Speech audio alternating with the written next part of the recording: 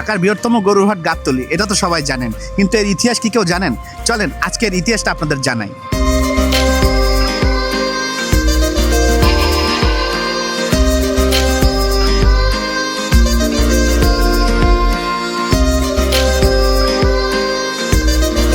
ইনি হচ্ছেন জমিদার হাজী মুন্সি লাল মিয়া। ওনার এই জায়গায় সারি সারি গাব গাছের বাগান ছিল, এই জন্য এখানকার নামকরণ করা হয় গাবতলী। তিনি ছিলেন অনেক দানশীল এবং ধর্মভীরু, তাই 1931 সালে উনি গাবতলী জায়গাটা ওয়াকফ করে দেন। কিন্তু এতক্ষণ তো শুনলেন গাবতলীর নামকরণের কাহিনী, গাবতলীর হাট হওয়ার কাহিনী তো এখন শুনবেন। ব্রিটিশ আমলে 1917 সালে জমিদার হাজী মুন্সি লাল মিয়া মাজার রোডের কোনায় একটা চিকিৎসালয় তৈরি করে, এবং এই চিকিৎসালয় তৈরি করার কারণে আশেপাশের মানুষ খুবই উপকৃত হয়। আর তার এক বছর পর 1918 সালে তুরাগ নদীর কোনায় এই হাটটি স্থাপন করে।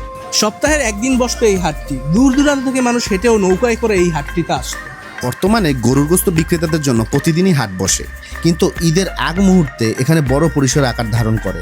দূর দূরান্ত থেকে গরু খামারিরা আসে তাদের গরু বিক্রি করতে। আর এই হাটে কোরবানির ঈদে মূল আকর্ষণই থাকে বিভিন্ন প্রজাতির গরু এবং পশু দেখার। আর বন্ধুরা মিলে হাট পরিদর্শন করার মজা তো অন্যই রকম। তাহলে আপনারা কি জানতেন